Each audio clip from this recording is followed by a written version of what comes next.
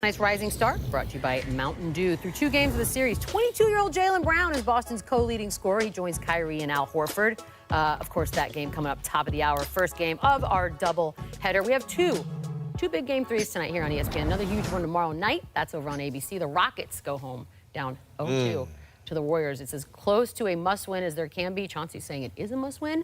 And we expected this thing to be tooth and nail fought-wise, but it hasn't been. And speaking of nails, on social media Wednesday, James Harden, there's no doubt now, he did get hit in the eyes, plural. I thought that was fake when I first saw it. Today he was back at practice, working through it, getting ready for game 3. Some of the other principals also talking about their readiness at shoot-around. Effort and execution. You know, we talk about it all the time. Playing hard isn't good enough, especially against them. That's why they didn't win the championship past couple of years. You got to play hard and you got to play smart. We can do it. We've got 4 chances to do it. We just got to hold home court.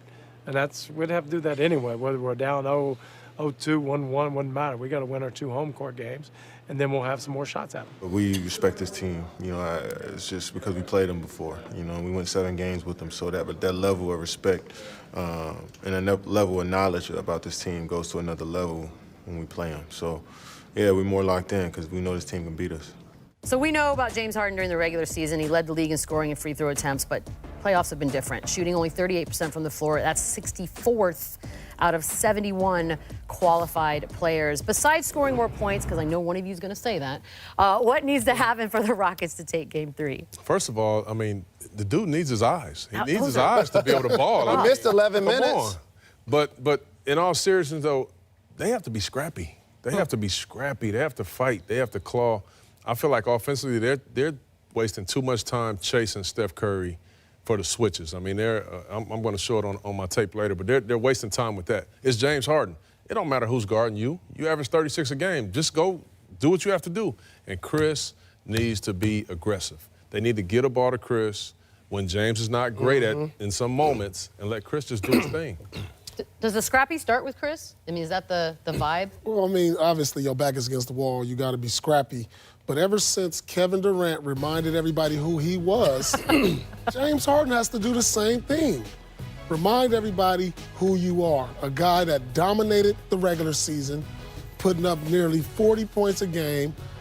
He has to come with that game 3, with their season on the line. James, you had one of the most dominant seasons to date, and he's going to have to carry this team on his back like he did all season long if they want to stay in this series. If they lose this next game, we all know it's over. The door is closed. How about this for having greatness around you, Michelle Beadle? People are going to criticize James Harden for his numbers and his field goal percentage, and I am too, and rightfully so, anytime an MVP candidate plays below his average in the playoffs, unlike the regular season. But he's taken the same amount of shots and scored the same number of points as Kevin Durant in these couple of games. The difference is he has help. He has the Splash Brothers. They can get going every now and then. Draymond has been terrific so far this series. Iguodala chipped in double-figure scoring last year. The Golden State Warriors are so very complete that the Rockets' margin for error is so very small. Can't turn the ball over, must get all of the hustle plays. And watch the role players play well today. Guys like Rivers and Tucker. Tomorrow. You guys keep rushing us. Yeah. Watch all of those guys play better when they play. You said that room for error. They didn't play well, the Rockets, and they still were in the game. Exactly. So I don't know if there's room for error. This is not the same Golden State team we saw the last few years. So I think they got some room for error. I think he just means it's an L, it's an L. They don't have to play a perfect game to win. Right, they just have to be better. All of that, everything you just heard about, that takes place tomorrow. Saturday, 8:30 Eastern, 5:30 Pacific. That's on ABC. It's Game 3, Warriors. I love you. You know the deal. It's a must-win for Houston, according to these guys. NBA Countdown gets things started at 8 Eastern on ESPN Deportes and the app. About 20 points. That's the magic number for Gordon Hayward. When he scores 20 or more in the regular season or the playoffs, his team is 7-0. That's a nice little stat to remember, guys. And the Bucks have one of the NBA best offenses, and it's run by a total freak. Giannis next. All this that I'm going through right now, it's because of what me and my family went through back then.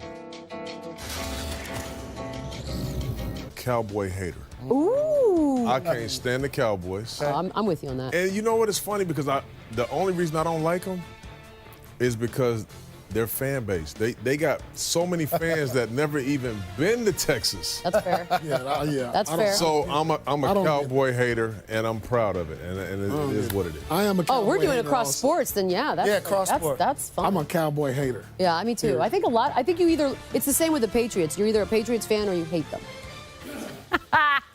That's right. On this week's NBA Countdown Off the Clock, we talked about the teams and players we hated the most growing up. It's just a whole thing about hating. So just go to YouTube, search ESPN Off the Clock, and watch this week's episode. Honestly, we could do 7 hours on hating things. Paul, you're included. Celtics destroyer Chris Middleton drained 7 threes in Game 2's blowout of Boston. What will he do in Boston tonight? Game 3, coming up soon. So the inside-out big man-oriented game is trending toward extinction in the NBA. Since the time that Kareem and Ewing and Olajuwon and Shaq roamed the low post, data analytics have created sprawl ball, to borrow a term from our great friend Kurt Goldsberry. Combo guards and wings and forward-facing stretch bigs play the percentages by bombing from deep and dunking in wide-open space at the rim. That's the NBA, except in Denver, Colorado, where the offense runs through a big below-the-rim post presence named Nikola Jokic. Chauncey sat down to talk about mile-high buckets with the Nuggets' inside force, Mr. Jokic, and his outside partner, Jamal Murray.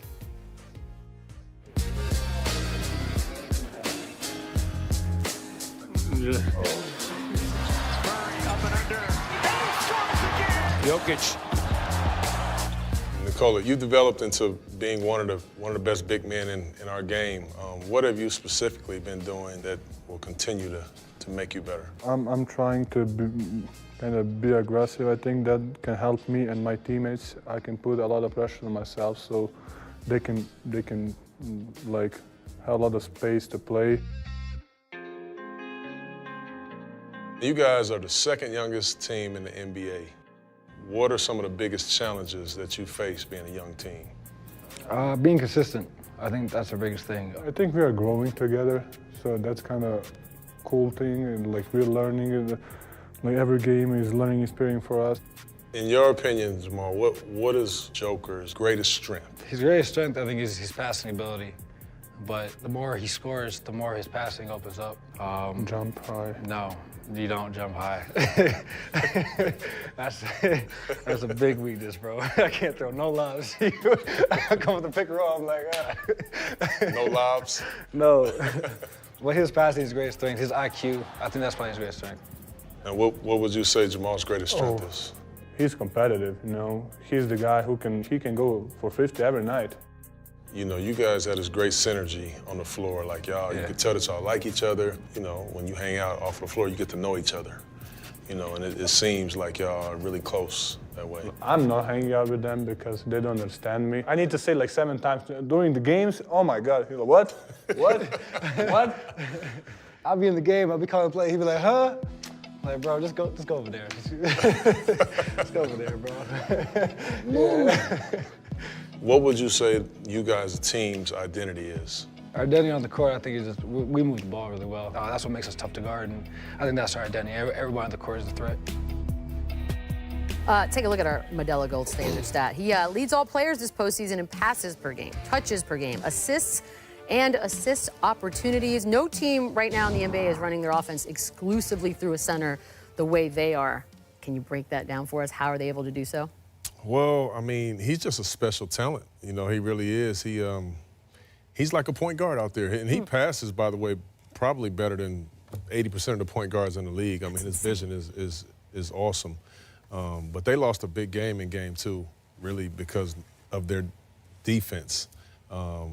Just wasn't able to get it done. It really wasn't. Wasn't able to get it. But Portland's defense on the other end, the way you go win a Game 2 on the road, you have to keep this big guy off balance. Sometimes they doubled him, sometimes they stunted on him, but you look at Dame Lillard, he was on his way, beat him to an extra effort basketball right there, and then they was able to score on the other end. But you look here, watch CJ McCollum.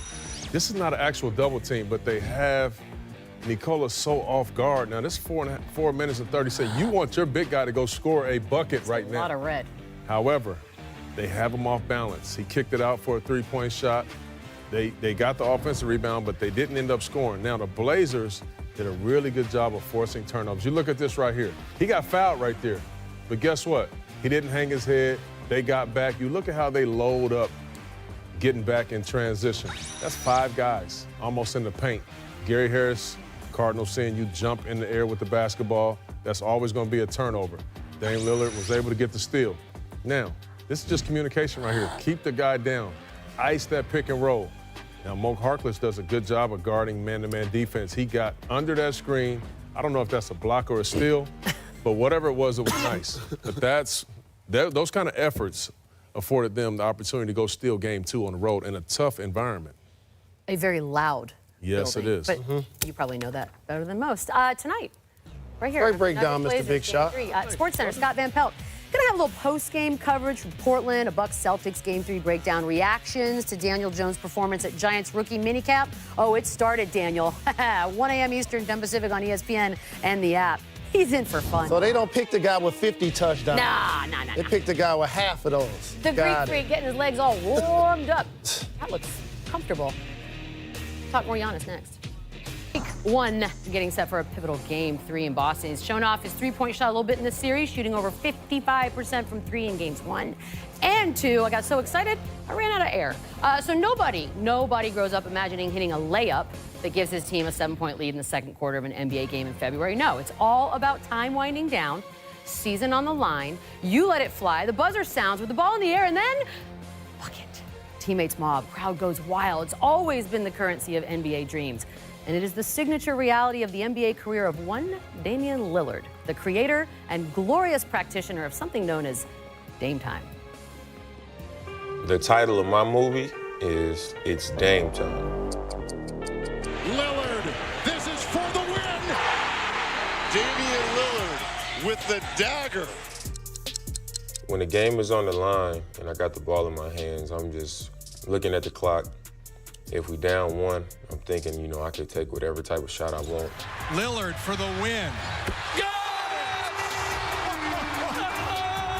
If we down 2, I usually struggle with, should I try to take it to overtime or should I just try to end the game? Damian puts it on the floor, fades from the elbow. Yes! The Trailblazers get the game winner from Damian Lillard. Usually I'm leaning towards doing whatever I know would hurt the other team the most. Lillard, long range 3, and it's good! At the buzzer! Damian Lillard! Are you kidding me? The shot against the Rockets in 2014, I'm in the playoffs that ended the series. I actually broke the play. It's Lillard. He got the shot off. Lillard, good! And the Blazers win the series. The play was for us to throw the ball to LA, basically lob it to him at the rim. And I watched the referee hand the ball to Nico, and as soon as he did it, I just took off. Usually I seam the ball every time I shoot it, and that was one time that I did. Just made the right play. After I hit that shot, I was just I turned around and I had a face I knew it was going in. And then a couple seconds later, I was like, man, that actually just happened. I just ended the series. First time in the playoffs. Walk-off game winner, down 2. It was the perfect situation as a kid when you down 2, when you walking away from a basket and you saying 5, 4, 3, 2, 1. And you hitting the game winner. It was just storybook.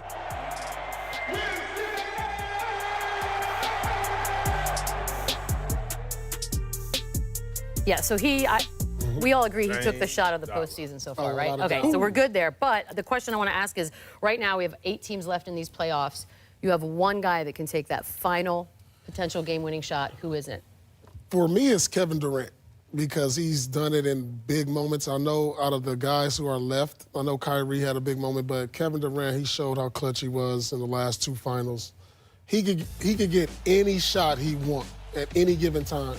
You're just going to say Kyrie had a big moment and he had one big gloss over that? No, he had a big moment, but KD has done it the last 2 finals. He's hit big shots. If I want a guy to take the final shot, it's this unicorn and Kevin Durant. I'm living with that. I mean, I Did you pick the same guy? No. Oh, okay. I did not, but I like his pick. Okay. I went back and forth. Dame, obviously, man, oh man, but I've seen Kyrie do it to end the NBA Finals. To do the whole thing.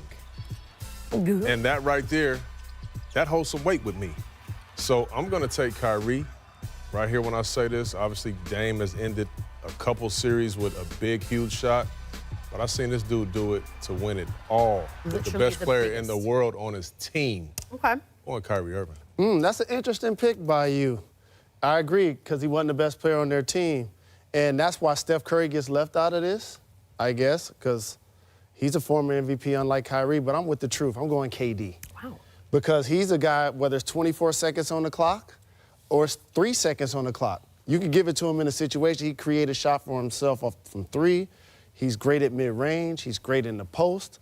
And the last time I checked, he has 4 scoring championships, and he's the reigning finals back-to-back MVP. It's fair. Guys, we have databases that we like to just sort of delve into every once in a while, and we want to find out who on this set right here, don't look at it, cheater, has the best shooting percentage on go-ahead shots in the final 10 seconds of a game. Paul. Paul probably cheated already. You say Paul? I don't know. Paul, what do you think? I don't know either. I mean, I don't remember. Oh, come on now. The misses.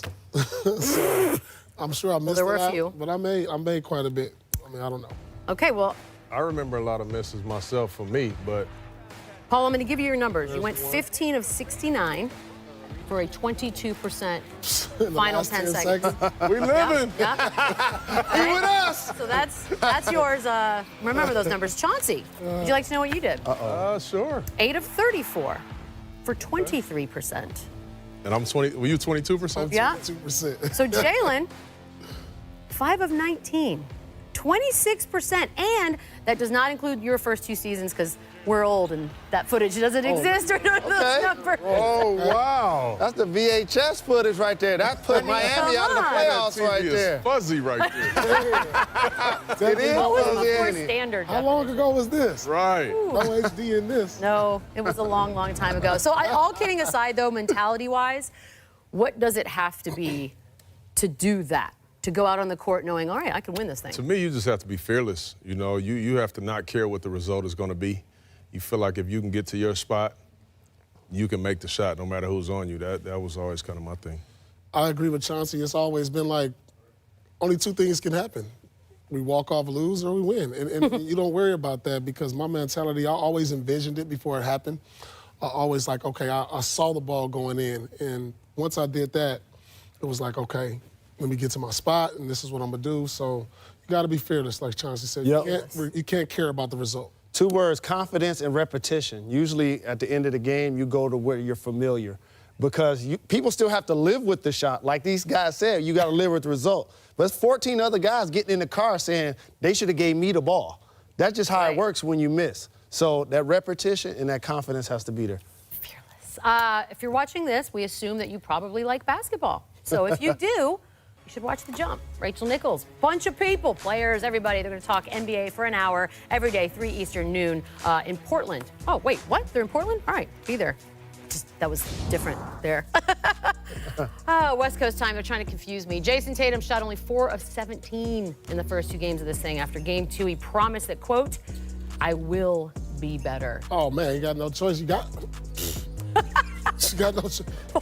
Be better than 4? That's Jokic, man, is a center with skills that could haven't go been do that. seen in quite some time. How is Portland contain this Nuggets all-star? We're going to get specific. Give me 40 minutes. I'll get 4.